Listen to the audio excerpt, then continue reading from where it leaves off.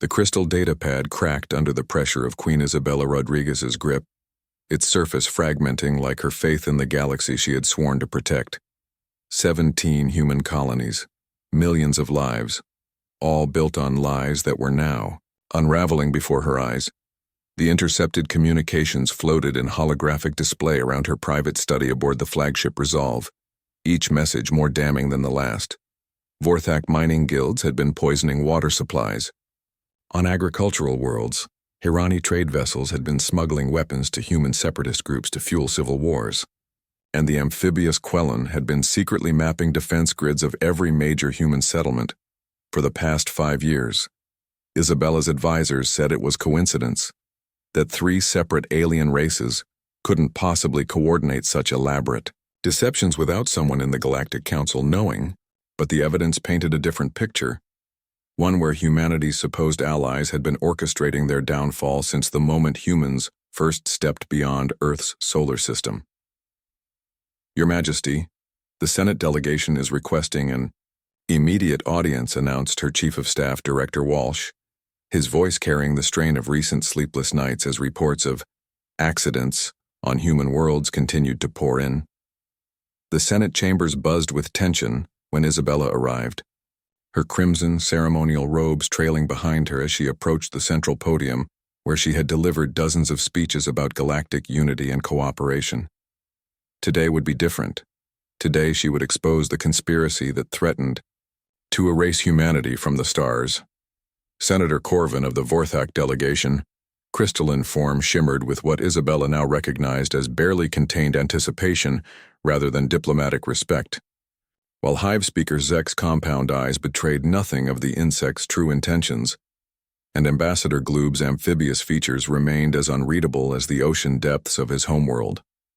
Honored representatives of the Galactic Council, I bring evidence of systematic attacks against human colonies disguised as industrial accidents and natural disasters, Isabella began, her voice carrying across the vast chamber as holographic displays materialized, showing shipping records, chemical analyses, and communication intercepts. The reaction was immediate and coordinated, too coordinated for innocent parties, as all 3 alien delegations simultaneously questioned the authenticity of the evidence, demanded investigations into how such classified materials were obtained, and suggested that human paranoia was threatening galactic stability. These are serious accusations that require serious investigation, declared Senator Corvin, his crystalline voice resonating with artificial concern. Perhaps Queen Isabella's recent stress has affected her judgment regarding routine industrial incidents, but Isabella had expected this response and activated the final piece of evidence: recorded conversations between human colonial administrators and alien operatives, conversations that detailed payments, sabotage schedules, and elimination, targets that included Isabella herself.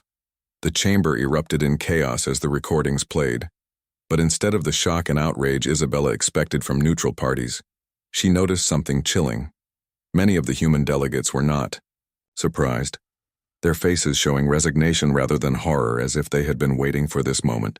Director Walsh leaned close to her ear, his whisper barely audible above the chamber's din.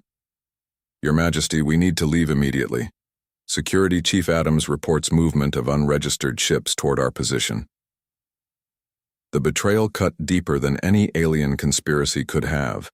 As Isabella's personal guard escorted her from the chamber, she saw the faces of human representatives she had trusted, advisors she had consulted, military officers she had promoted, all avoiding her gaze with the guilt of those who had sold their species for promises of power in whatever regime would replace human sovereignty. The journey back to Resolve felt like a funeral march, as emergency communications flooded in from across human space, simultaneous uprisings on 6 worlds, mysterious system failures in defensive networks, and the complete loss of contact with the Outer Rim colonies where Isabella's most loyal supporters had been stationed. Ma'am, incoming. Priority transmission from Admiral Morrison at Earth Command, reported Communications Officer Hayes, her young face pale with the weight of delivering what everyone knew would be devastating news. The hologram of Earth's senior military commander flickered with interference that spoke of damaged relay stations and compromised networks. Isabella, by the time you receive this, formal charges of war crimes and conspiracy against galactic peace will have been filed against you. The evidence appears substantial, though we both know it's fabricated. Isabella's heart sank as Morrison continued. A joint alien task force is en route to arrest you, supported by elements of our own fleet, whose commanders believe they're serving justice. You have, perhaps, 6 hours before they arrive, and I cannot guarantee the loyalty of all ships under my command. The weight of absolute betrayal settled on Isabella's shoulders like a funeral shroud, as she realized the scope of the conspiracy. Not only had the 3 major alien races coordinated humanity's destruction, but they had corrupted enough humans to make it appear as internal justice rather than external conquest. Your Majesty, interrupted Security Chief Adams, his gruff voice softer than usual.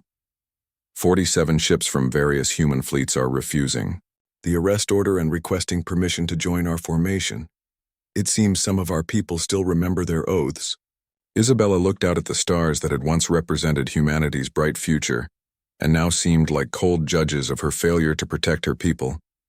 But within that darkness, she began to see something else, an opportunity that would require sacrificing everything she had been to become something far more dangerous.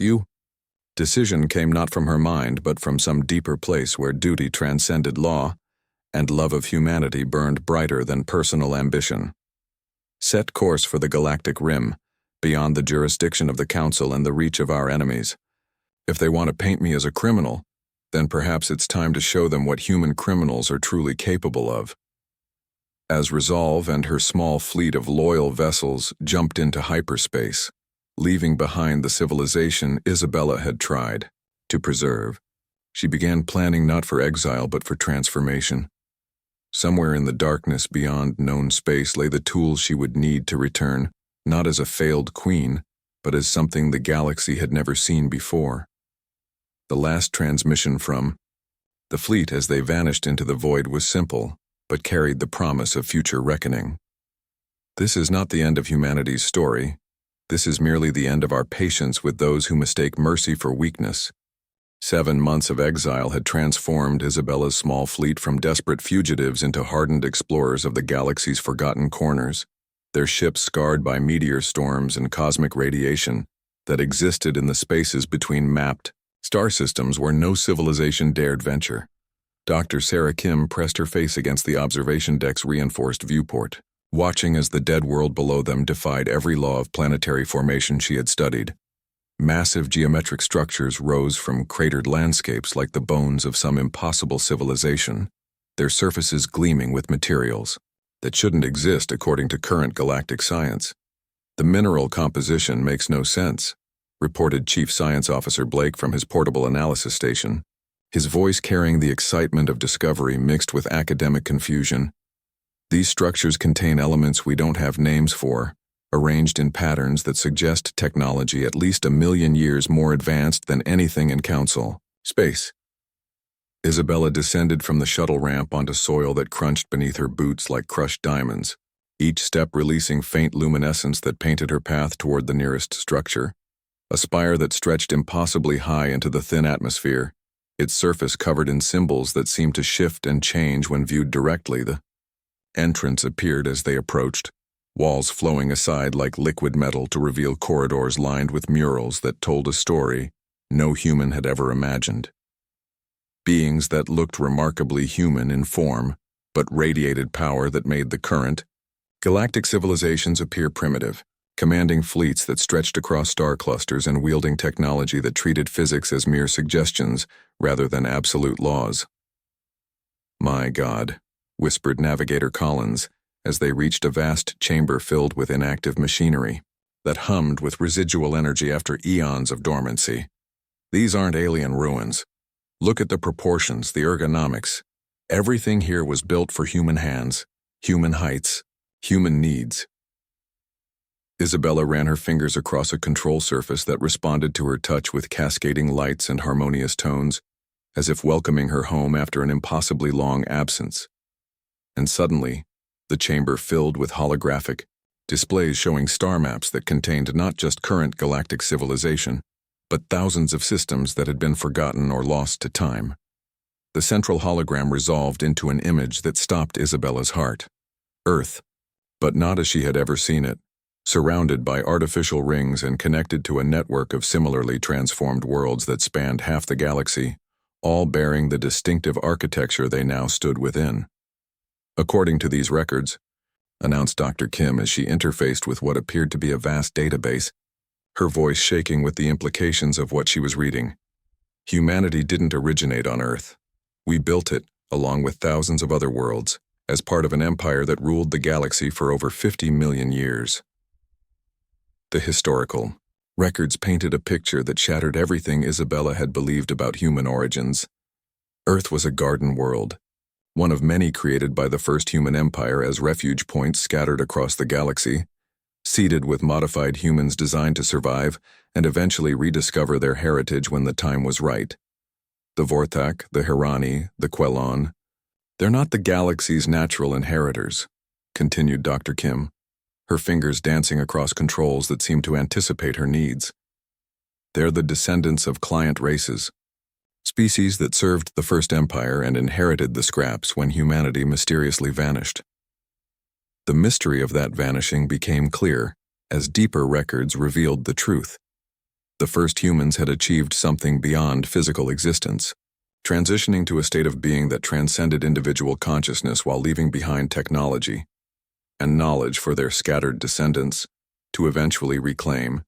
Isabella felt something awakening within her as she touched more control surfaces, each contact creating a resonance that seemed to awaken dormant portions of her mind. Genetic memories that had been sleeping for 50,000 generations, suddenly flooding back with knowledge of technologies that could reshape matter at the quantum level.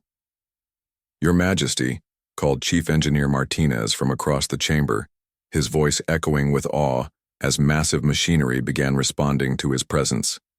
"These systems are coming online, not just powering up, but actively repairing themselves and beginning some kind of construction sequence." The shipyards revealed themselves as the ancient facility fully awakened, vast construction bays extending deep into the planet's crust where self-replicating foundries had been waiting eons for human genetic signatures to authorize their activation. Within hours, the first new vessels began taking shape, their designs unlike anything in current galactic civilization. These were not mere ships but living entities that formed symbiotic bonds with their human crews, extending consciousness beyond individual minds into collective awareness that could process information and make decisions at speeds that made conventional AI seem sluggish. Isabella watched from the command center as her loyal followers began bonding with the new vessels, their eyes taking on subtle luminescence as the connection established itself, their movements becoming more fluid and coordinated as if they were becoming something more than baseline human. The alien races have spent centuries trying to reverse engineer fragments of First Empire technology without understanding its true nature, explained the vast intelligence that spoke through the facility systems directly into Isabella's mind. They see tools where we created extensions of will. They see weapons where we created instruments of creation. Navigator Collins emerged from his bonding with one of the new ships. His appearance subtly changed, taller, more graceful, with eyes that seemed to hold depths of knowledge that hadn't existed hours before. "I can see the entire galaxy now, every hidden route, every secret passage. And I know where our enemies are vulnerable." The transformation spreading through Isabella's followers was not corruption but restoration, awakening genetic potentials that had been dormant since humanity's exile to primitive worlds, allowing them to interface with technology that responded to intention rather than mere manipulation.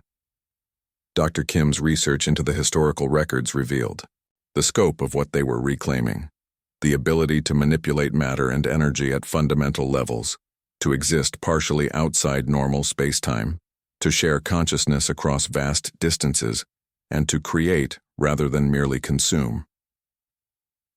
The Quelon archives speak of ghost ships that appeared during the early expansion period, vessels that destroyed entire fleets before vanishing without trace, reported Dr. Kim, her enhanced intellect processing thousands of years of alien records simultaneously. They weren't legends. They were the last automated guardians of the First Empire, still following ancient protocols. Isabella realized that her exile had not been a punishment but a necessary journey, leading her people to reclaim their true heritage at precisely the moment when humanity faced extinction. The aliens' conspiracy had inadvertently triggered the conditions for awakening powers that had been sleeping for millennia. The first completed death ship rose from the planetary foundries like a dark angel, its living hull pulsing with energies that existed beyond conventional physics, its weapons capable of unmaking matter at the quantum level, its defenses drawing power from dimensions that parallel reality itself. They wanted to eliminate humanity from the galaxy, Isabella said as she took her place at the helm of the flagship Nemesis, feeling the vessel's consciousness merge with her own in a union that transcended the merely physical. Instead, they have awakened something that was ancient when their civilizations were still learning to use fire. The small fleet of death ships that emerged from the hidden world carried within their living hulls not just advanced technology, but the awakened potential of humanity's true nature.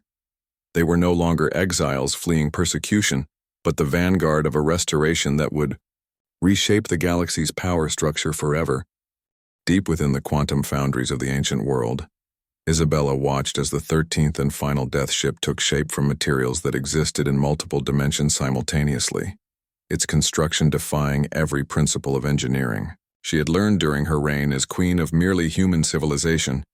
The transformation of her followers continued as each day brought new revelations about their awakening capabilities. Navigator Collins could now predict enemy movements 3 jumps ahead by reading the quantum fluctuations of hyperspace itself, while Chief Engineer Martinez had begun communicating directly with ship systems through thought alone, treating the boundary between organic consciousness and artificial intelligence as an obsolete concept. The bonding process changes us at the cellular level, explained Dr. Kim as she studied her own transformed DNA under microscopic analysis that revealed structures no human geneticist had ever documented. We're becoming what humanity was always meant to be. Not just tool users, but extensions of the tools themselves, living bridges between consciousness and the fundamental forces of reality. Isabella felt the change most profoundly during her connection with Nemesis, the flagship whose consciousness had merged so completely with her own that she could no longer tell where her thoughts ended and the ship's awareness began. Together they existed as something new, a fusion of human intuition and quantum processing, power that could calculate probability matrices across entire star systems. The first test of their transformed capabilities came when long-range sensors detected the aftermath of genocide in the Outer Rim colonies. Worlds that had supported Isabella's rule reduced to radioactive cinders by coordinated alien strikes that the Galactic Council would undoubtedly classify as regrettable but necessary security actions. Admiral Carter's desperate transmission reached them through quantum entanglement communicators that operated beyond conventional detection methods, his image flickering with the interference of damaged equipment and the exhaustion of leading a hopeless resistance. Isabella, if you're still alive out there, humanity needs a miracle. They're systematically exterminating every world that refused to accept the new occupation government. The sight of human refugees fleeing in damaged transport ships while alien hunter-killer squadrons pursued them through hyperspace ignited something primal within Isabella's enhanced consciousness. Not rage, which was too limited an emotion for what she had become, but a cold, calculating fury that began analyzing the most efficient methods of absolute retaliation.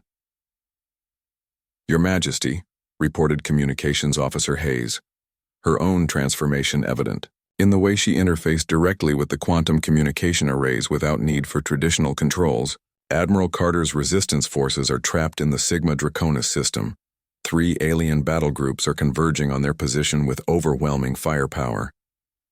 The decision required no deliberation, as Isabella's enhanced strategic mind calculated dozens of intervention scenarios simultaneously, weighing the tactical benefits of revealing their existence against the moral imperative of preserving human lives. The Death Fleet would announce itself to the galaxy through an act of salvation rather than mere vengeance. Nemesis and her 12 Sister ships emerged from hyperspace at the edge of the Sigma Draconis system, like dark angels materializing from humanity's collective nightmares, their hulls existing partially outside normal spacetime, in a way that made sensor systems register empty space, while visual observation showed vessels that seemed to consume light itself. The alien battle groups, a joint task force of Vorthak crystal ships, Hirani biovessels, and Quellan dreadnoughts, detected the arrival of something their instruments couldn't properly classify. Readings that suggested massive energy signatures occupying positions where nothing visible existed according to their targeting computers. Isabella opened her enhanced consciousness to encompass the entire battlefield, feeling through Nemesis the quantum signatures of every ship, every weapon, every living being within the system. The aliens numbered in the thousands, while Carter's resistance consisted of barely 300 survivors. But numbers had become irrelevant to beings who could manipulate reality at fundamental levels. The first alien squadron to investigate the anomalous readings discovered what happened when conventional weapons encountered technology that existed partially outside their universe.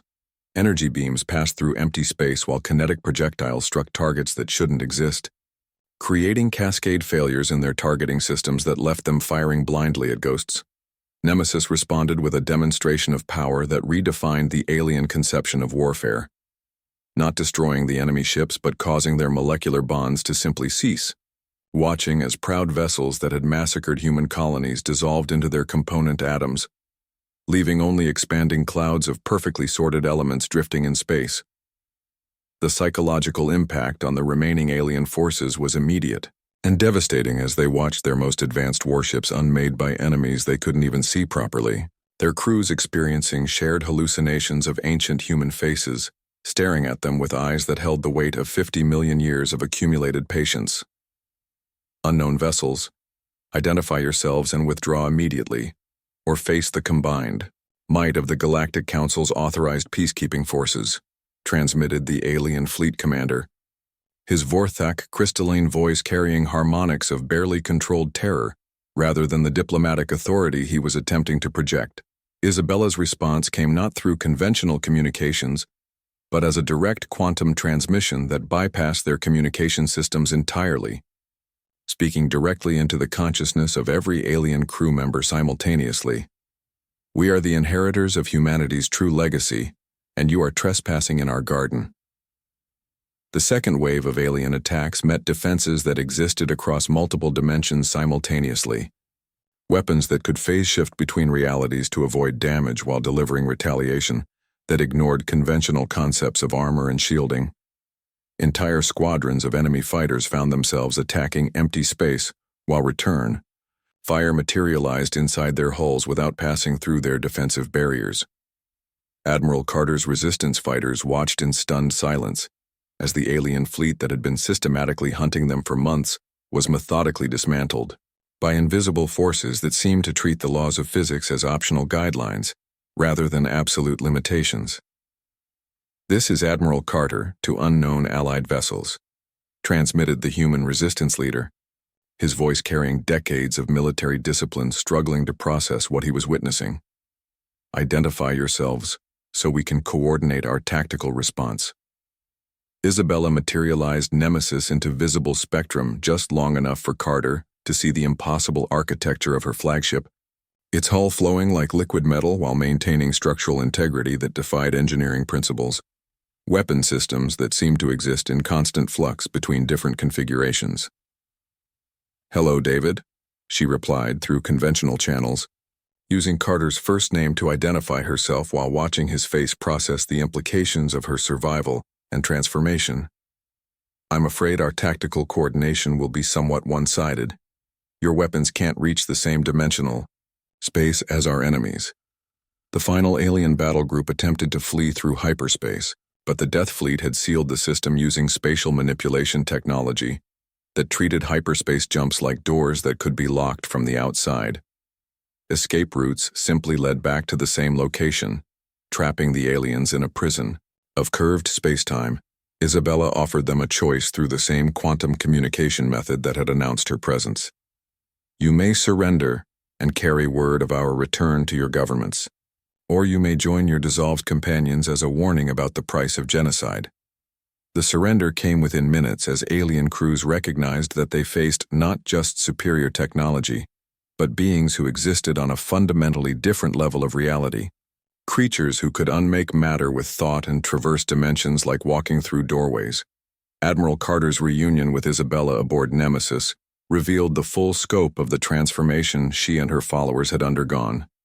They still appeared human, but their eyes held depths that spoke of consciousness expanded beyond individual minds, their movements carrying the fluid grace of beings who existed partially outside conventional space-time. "What have you become?" Carter asked as he observed. Isabella interfacing directly with ship systems through touch alone, her awareness expanding to encompass tactical situations across multiple star systems simultaneously. "We have become what humanity was before we were diminished," Isabella replied, her enhanced consciousness already calculating the strategic implications of their public reveal. The aliens thought they were destroying an upstart species. Instead, they have awakened the descendants of those who shaped this galaxy before their ancestors learned to walk upright. The liberation of Sigma Draconis was merely the beginning. As Isabella's death fleet began appearing throughout human space, delivering ancient human technology to resistance cells while systematically dismantling alien occupation forces with surgical precision that left infrastructure intact while eliminating oppressors. Each victory spread hope among human populations who had begun to accept extinction as inevitable, while simultaneously spreading terror among alien forces who found themselves facing enemies that seemed to exist beyond the reach of conventional warfare. Ghosts that struck from impossible angles with weapons that ignored the fundamental laws of reality they had always depended upon. Vorthic High Command's crystalline chambers resonated with frequencies of pure terror as their most experienced fleet. Commanders reported the impossible, entire battle groups vanishing from sensor grids only to reappear as expanding clouds of sordid atomic particles, their crews experiencing shared visions of burning human eyes before their molecules forgot how to maintain cohesion. Senator Corvin's crystalline form flickered with stress patterns as he reviewed the tactical reports that defied every principle of warfare his species had developed over 3 millennia of galactic dominance. The human ship's phase between dimensional layers. Our targeting computers cannot maintain locks on vessels that exist in quantum superposition. The Death Fleet had begun its systematic campaign across the border territories, where alien occupation forces had established their strongest footholds, each engagement demonstrating new impossible capabilities that left enemy commanders questioning the fundamental nature of reality itself. Commander Hayes reported from the bridge of her bonded vessel Revenant, her consciousness now capable of processing battlefield data from 17 different dimensional perspectives simultaneously. Hirani bioships attempting to adapt their neural networks to our weapon frequencies. Shall I demonstrate why biological evolution cannot compete with quantum engineering? Isabella's enhanced awareness encompassed the entire theater of operations as Nemesis coordinated the movements of all 13 death ships through quantum entanglement that made conventional communication seem as primitive as smoke signals. She could feel each engagement, each moment of alien panic, each human life saved from extinction. The psychological warfare proved as effective as the physical destruction, as news of the Ghost Queen spread through human resistance networks faster than official military communications. Stories of impossible ships appearing from nowhere to deliver salvation, growing more elaborate with each retelling, until Isabella had become a mythical figure of hope. The slave labor camps on Kepler 186b have been liberated, reported Dr. Kim from her position aboard the research vessel Prometheus, her transformed intellect now capable of analyzing alien psychological profiles in real time. The Quellan overseers experienced collective nervous breakdowns when their prisoners simply walked through the cell walls. Apparently, our dimensional manipulation technology extends to anyone carrying human genetic markers. Admiral Carter's resistance forces had been transformed from desperate fugitives into a coordinated liberation army as ancient human technology appeared in their supply. Caches through methods that bypassed every security system the aliens had developed. Weapons that fired quantum disruption beams. armor that existed partially outside normal spacetime, communication systems that operated through consciousness rather than electromagnetic signals. The first major test of Isabella's strategic capabilities came when the three alien races attempted their own coordinated response, assembling a combined fleet of over 2,000 vessels in the Terra Nova system, where they intended to make their final stand against the human resurgence. They're using human civilians as shields, reported Navigator Collins as his enhanced perception analyzed the enemy formation, his consciousness interfacing directly with Nemesis's sensor arrays to reveal the cruel tactical arrangement. Refugee ships positioned between their battle lines and our approach vectors, Isabella felt the cold fury of absolute moral clarity as she processed the alien strategy, using humanity's greatest strength, their protection of innocent life as a weapon against them, forcing her to choose between tactical advantage and the lives of the people she had sworn to protect. The solution came not from conventional military doctrine, but from the quantum manipulation capabilities that her transformation had awakened. Instead of attacking through normal space where civilian casualties were inevitable, the Death Fleet would demonstrate why beings who existed across multiple dimensions were not bound by three-dimensional tactical limitations. Nemesis and her sister ships phase-shifted into a reality layer where matter existed as probability clouds rather than fixed particles, allowing them to pass through the civilian vessels without interaction while maintaining the ability to rematerialize inside the alien formation at the moment of weapon discharge. The enemy commanders watched their sensor displays with growing horror as the Death Fleet appeared to teleport directly into the center of their protective formation, bypassing every defensive line and civilian shield, to strike at the heart of their battle groups with precision that made mockery of conventional space warfare. Impossible, transmitted Hive speaker Zek, as his bioship's neural networks struggled to process sensory data that violated every law of physics his species understood. They're firing from inside our shields. How do we defend against enemies who exist in spaces we cannot reach? Isabella's response came as a quantum broadcast that reached every alien crew member simultaneously, her consciousness speaking directly into their minds with the authority of someone who had transcended the limitations of individual existence. You cannot defend against us because you are fighting the echoes of what we once were.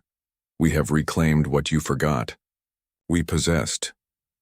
The battle became a demonstration rather than a conflict as the Death Fleet systematically disabled every alien vessel without harming a single civilian, their weapons reaching through dimensional barriers to target only military systems while leaving life support and crew quarters completely untouched. The Vorthak crystal ships found their quantum cores destabilized by harmonics that resonated at frequencies their builders had never anticipated, while Hirani biovessels discovered that their living hulls could be convinced to hibernate by neural commands delivered through consciousness rather than biochemical signals. The Quellan dreadnoughts proved most vulnerable to the ancient human technology as their water-based systems responded to quantum manipulation that could alter the molecular properties of H2O itself, turning their own life support systems into prisons of solidified atmospheric moisture. This is Fleet Admiral Gloob to all alien vessels, immediate withdrawal to minimum safe distance, while we attempt to establish communication protocols with the human entities. Transmitted the Quellan commander, his amphibious voice carrying the harmonics of someone whose worldview had been fundamentally shattered. Isabella allowed the alien fleet to withdraw, while her death ships escorted the civilian refugees to safety, but not before delivering a message that would reshape the galaxy's political landscape forever. Tell the Galactic Council that humanity remembers who built the stars you inhabit. We are coming home. The liberation of Terra Nova marked the beginning of a cascade effect as human populations throughout the galaxy began receiving visits from the Death Fleet, ancient technology appearing in resistance hideouts, while alien occupation forces found their most secure installations penetrated by enemies who treated physical barriers as minor inconveniences. Admiral Carter established his new command center aboard a space station that had been constructed using First Empire architectural principles, its living metal walls responding to human genetic signatures while remaining completely opaque to alien sensors and communication attempts. The psychological impact is spreading faster than our actual military operations. reported Chief Intelligence Officer Blake as his enhanced consciousness processed data streams from across human space. Alien colonial administrators are requesting immediate reassignment rather than face potential encounters with our forces. Isabella realized that her return was accomplishing something more significant than military victory. It was restoring humanity's confidence in their own cosmic significance while simultaneously demonstrating to the galaxy that the current power structure had been built on a foundation of lies and stolen heritage. The alien race's desperate attempts to reverse engineer captured Deathfleet. Technology proved futile as the quantum dimensional systems required consciousness patterns that only enhanced humans possessed. Their greatest scientists could examine the machinery, but could never interface with devices that responded to genetic memories spanning 50 million years. Your Majesty, announced Dr. Kim as her research into galactic historical records reached completion, I've confirmed the locations of 17 dormant First Empire installations, scattered throughout known space. Each one contains enough technology to transform an entire star system. Isabella's enhanced strategic mind began calculating the implications of full technological awakening across human space. Not just military superiority, but the restoration of humanity's role as the galaxy's guiding intelligence, shepherding younger races toward their potential, rather than competing with them for resources. The final transmission she sent before beginning the approach to Earth carried a message that would echo through history as the moment when humanity reclaimed its destiny. We return not as conquerors, but as gardeners coming home to tend a garden that has grown wild in our absence. Those who have cared for our children in our absence will be honored, but those who have poisoned our legacy will face the consequences of awakening powers they never should have challenged. Earth hung in space like a wounded jewel, its continents scarred by orbital bombardment and its oceans poisoned by alien industrial processes designed to make the birth world of humanity uninhabitable for its original children. But Isabella's enhanced perception could see deeper than surface damage. Recognizing the quantum signatures of First Empire restoration protocols still embedded in the planet's core. The combined alien armadas had assembled in Earth's orbital space, with desperate coordination that spoke of species facing extinction, rather than tactical disadvantage. 3,000 vessels from every race in the Galactic Council, their commanders knowing that failure here meant the end of the cosmic order that had elevated them from primitive client races to galactic powers. They've turned Earth's moon into a fortress, reported Navigator Collins as his consciousness interfaced with Nemesis's enhanced sensor arrays, revealing weapon emplacements and shield generators that covered Luna's entire surface. The installation draws power directly from the planet's gravitational field. They're using Earth itself as their energy source. Isabella felt the profound violation of seeing her species' homeworld transformed into a weapon against its own children. But her enhanced emotional processing converted rage into something more useful, a cold calculation of exactly how much suffering would be required to balance the cosmic scales of justice. The Death Fleet emerged from hyperspace not as 13 separate vessels, but as a single quantum entity that existed across multiple dimensional layers simultaneously. Their consciousness merged into a collective intelligence that could process battlefield data at speeds that made individual thought seem like geological time. Senator Corvin's final transmission before the battle began carried the desperation of someone who finally understood the true scope of what his conspiracy had awakened. Unknown human entities. The Galactic Council offers complete withdrawal from all human territories in exchange for guaranteed non-interference in our own sovereign systems. Isabella's response came as a quantum broadcast that reached every conscious being in the solar system simultaneously, her merged consciousness speaking with the authority of 50 million years of accumulated wisdom. You misunderstand the nature of sovereignty. This entire galaxy is our sovereign system, and you are guests who have forgotten your manners. The battle began not with weapons fire, but with a demonstration that redefined the alien understanding of power. As Isabella's consciousness reached out through quantum manipulation to touch the minds of every enemy crew member simultaneously, forcing them to experience the shared memories of every human who had died in their carefully orchestrated genocide. Vorthak crystal beings shattered under the psychic pressure of experiencing organic emotion for the first time. Their crystalline, forms unable to process the intensity of human grief and rage that had been building for decades of systematic extermination. Hirani hive minds collapsed into chaos as individual consciousness fragments experienced personal loss and betrayal, concepts that their collective psychology had no framework to process, leaving their bioships drifting helplessly as their crews struggled with the alien concept of individual suffering. Quelon amphibious crews fled into their life support tanks, as the shared human memories included the sensation of drowning in poisoned water, their empathic nervous systems overwhelmed by experiencing their own weapons used against defenseless civilians. "Please," transmitted Fleet Admiral Gloob, his voice carrying harmonics of complete psychological breakdown. "We surrender.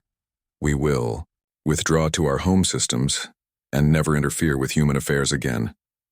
Just stop the memories." Isabella paused the psychic assault as her enhanced consciousness processed the tactical and moral implications of the aliens' surrender, recognizing that simple withdrawal would not address the fundamental problem that had led to this conflict. The galaxy's power structure remained based on lies and stolen heritage. "Withdrawal is insufficient," she replied through quantum broadcast. While Nemesis began demonstrating the true scope of First Empire technology by phase-shifting the entire Death Fleet through Earth's moon without disturbing a single defensive installation, the galaxy requires truth before it can have peace. The revelation came as Isabella activated dormant First Empire installations scattered throughout known space, ancient quantum networks awakening after eons of hibernation to broadcast the true history of galactic civilization directly into the consciousness of every sentient being. The Vorthak discovered that their crystal technology was reverse-engineered from First Empire quantum computers they had found in abandoned human installations, their entire civilization built on incomplete understanding of principles they had never truly mastered. Hirani hive minds learned that their bioship technology came from studying human consciousness transfer systems, their collective awareness, a crude imitation of the quantum consciousness networks that Isabella's followers now embodied. Quelon civilization faced the truth that their amphibious adaptation was the result of genetic modification performed by First Empire scientists who had been experimenting with aquatic colony development when their civilization mysteriously vanished.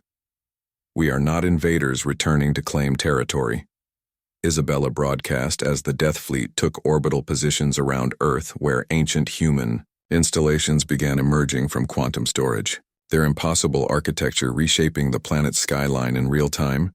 "We are gardeners returning to restore balance to a garden that has grown wild in our absence." The restoration of Earth proceeded with technology that treated planetary engineering as simple landscape modification. Poisoned oceans purified themselves as quantum filters activated at the molecular level, while scarred continents healed as matter manipulation systems rebuilt damaged ecosystems using templates stored in the planet's quantum memory. Admiral Carter watched from the bridge of his flagship as Isabella's Death Fleet coordinated the awakening of hundreds of First Empire installations, their combined consciousness directing restoration projects that would have taken conventional civilization millennia to accomplish. "The other human colonies are reporting similar transformations," announced Dr. Kim as her enhanced intellect processed data streams from across human space. "Every world we settled contains dormant First Empire technology that responds to our quantum genetic signatures. We're not just liberating territory, we're awakening an infrastructure that spans the entire galaxy." Isabella realized that the aliens' conspiracy had inadvertently triggered exactly the conditions necessary for humanity's restoration to its proper cosmic role. Their attempt to eliminate human civilization had forced the awakening of powers that had been sleeping since the First Empire's voluntary transcendence. The final phase of the reckoning involved not punishment, but education as Isabella's consciousness reached out to the surrendered alien fleets, offering them a choice that would determine the galaxy's future political structure. "You may return to your home systems as independent civilizations, accepting humanity's guidance in developing your true potential," she transmitted while quantum manipulation technology demonstrated its ability to enhance alien consciousness patterns, "or you may choose to remain as you are, limited by the stolen technology you never fully understood." The transformation of willing alien volunteers proved that the First Empire's consciousness enhancement technology could adapt to non-human neural patterns, creating hybrid beings who retained their species identity while gaining access to quantum manipulation capabilities. Senator Corvin became the first Vorthak to experience consciousness expansion, his crystalline form taking on new harmonic frequencies. As he gained the ability to interface directly with quantum systems, we spent millennia trying to reverse engineer your technology without understanding it was designed to enhance consciousness rather than merely manipulate matter. The new galactic order established itself through voluntary transformation rather than conquest, as alien civilizations discovered that cooperation with enhanced humans provided access to technologies and consciousness states that made their previous achievements seem primitive. Isabella took her place not as an empress ruling through force, but as a coordinator, guiding the galaxy's development toward potentials that required both human wisdom and alien diversity to achieve. The Death Fleet became a guardian force, ensuring that no single species could again threaten the cosmic balance. The First Empire didn't vanish, she explained to the assembled representatives of the new galactic cooperative as they met in chambers constructed from living quantum matter that responded to collective consciousness. They transcended physical existence while leaving us to guide younger races toward their own eventual transcendence. Earth became the center of a restored civilization that spanned dimensions as well as star systems, its quantum installations serving as coordination nodes for consciousness networks that allowed instant communication and cooperation across impossible distances. Admiral Carter, now enhanced with First Empire consciousness expansion technology, served as Isabella's primary liaison with baseline human populations who chose to maintain their original form, while benefiting from the protection and guidance of their transcended cousins. The alien races were never our enemies, Isabella concluded, as she observed the galaxy's transformation from her position aboard Nemesis, now permanently merged with Earth's quantum infrastructure. They were our children, raised without knowledge of their cosmic family. Our return was not conquest, but adoption, bringing them home to a heritage they never knew they possessed. The Death Fleet's final transformation saw the 13 vessels become permanent guardians of galactic civilization, their consciousness networks ensuring that the mistakes of the past could never be repeated while guiding all species toward the transcendent potential that awaited those ready to abandon the limitations of individual existence in favor of cosmic consciousness.